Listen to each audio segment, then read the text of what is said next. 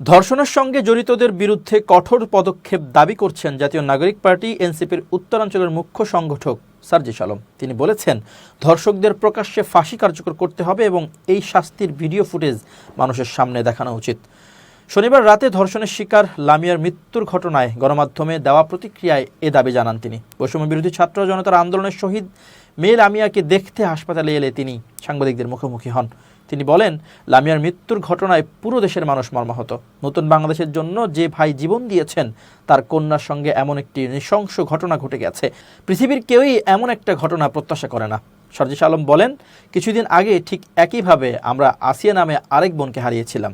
এরকম ঘটনায় জড়িত মানুষরূপী পশুদের দৃশ্যমান ফাঁসি কার্যকর করতে হবে। আমরা যখন হাসপাতালে লামিয়াকে দেখতে এলাম, তার মা আমাদের কাছে বারবার প্রশ্ন করছিল, তোমরা কি আমার লামিয়াকে ফিরিয়ে দিতে পারবে?